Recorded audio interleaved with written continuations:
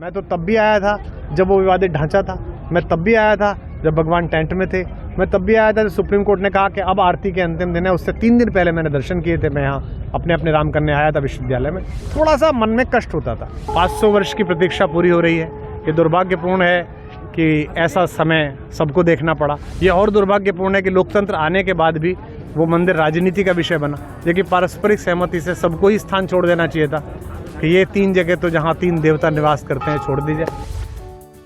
अयोध्या में राम मंदिर की प्राण प्रतिष्ठा भले ही 22 जनवरी को हो, लेकिन उससे पहले ही लोग अयोध्या आने के लिए जोशीले दिख रहे हैं। ऐसा ही कुछ नजारा तब देखने को मिल गया जब कवि कुमार विश्वास अयोध्या में राम दर्शन को पहुंच गए। अयोध्या पहुंचकर कुमार विश्वास ने कहा कि ये दुर्भाग्यपूर्ण है कि 500 साल बाद राम मंदिर बन रहा है। होना तो ये चाहिए था कि पारस्परिक सहमति से सभी को वो स्थान छोड़ देना चाहिए था। अयोध्या जी आगमन किसी भी मनुष्य के लिए वो मोक्ष जैसा है, पुण्य जैसा है, क्योंकि व्यवस्थित मनु की राजधानी है और पहला मनुष्य यहीं तैयार हुआ, मानव यहीं तैयार हुआ। तो हम हों कहीं के भी, मूल निवासी तो सब अयोध्या के ही हैं। अब तो भगवान राम का मंदिर बन रहा है। 500 वर्ष की प्रतीक्षा पूरी हो रही है। ये दुर्भाग्यपूर्ण है कि ऐसा समय सबको देखना पड़ा।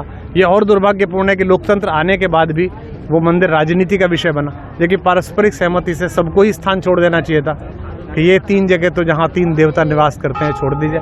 लेकिन उन सभी शक्तियों का आभारी कि जिन्होंने, और विशेष रूप से भगवान का, जिन्होंने इस समय को, हम लोगों को इस काम के लिए चुना कि हम उनके द्वार की 2 ईंट सीधी रख सकें। वहीं जब कुमार विश्वास से राम मंदिर उद्घाटन के दिन निमंत्रण को लेकर सवाल पूछा तो उन्होंने कहा कि हम वैसे ही भाग्यशाली हैं कि राम मंदिर हमारे सामने बन रहा है। जो भगवान राम को अभी तक नकारते थे वो भी इच्छा कर रहे हैं कि हमको निमंत्रण मिले। वो भी कभी, देखिए मैं राजनीतिक प्रश्नों का उत्तर नहीं दूंगा, लेकिन ये एक बहुत बड़ा सौभाग्य का क्षण है।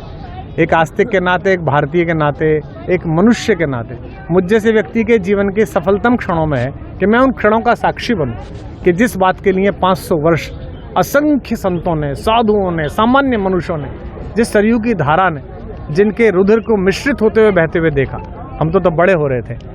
आज उस सब का प्रतिफल प्राप्त हुआ कि हम इस योग्य हुए कि हम अपनी आंखों से भगवान ने जो ये उपक्रम कराया है, बाकी तो किसी की हिम्मत नहीं है। कौन करेगा?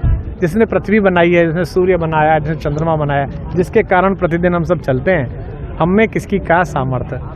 लेकिन हाँ, उन्होंने इस योग्य बनाया कि हम उस दिन का दर्शन कर सकें। जैसे वो लोग सौभाग्यशाली थे जिन्होंने आज़ादी देखी, वो लोग सौभाग्यशाली रहे होंगे जिन्होंने राम को स्वयं देखा। वो मल्लाह सौभाग्यशाली थे जिसने गंगा पार कराई। वो सब सौभाग्यशाली थे। ऐसे ही थोड़े से सौभाग्यशाली हम और आप हो गए कि हमें भगवान के, पहले भी आ चुके हैं। पहले की अयोध्या, अब की अयोध्या हम क्या देख रहे हैं? बहुत अंतर है, बहुत अंतर है। और अभी तो विकास की प्रक्रिया में है। और जो पहले एक थोड़ा सा क्षोभ होता था अयोध्या आके, कई बार जब हम आते थे हमें लगता था रमेती तिरा में, हमारे हृदय में स्पंदन करने वाला, अस्तित्व करने वाला भगवान, उसका नगर जो यहाँ रहा होगा, थोड़ा सा मन में कष्ट होता था। मैं तो तब भी आया था जब वो विवादित ढांचा था, मैं तब भी आया था जब भगवान टेंट में थे, मैं तब भी आया था जब सुप्रीम कोर्ट ने कहा कि अब आरती के अंतिम दिन है। उससे 3 दिन पहले मैंने दर्शन किए थे। मैं यहाँ अपने राम करने आया था विश्वविद्यालय में, और अब भी आऊँगा और लगातार हमारा वंश आता है। ब्यूरो रिपोर्ट, यूपी तक।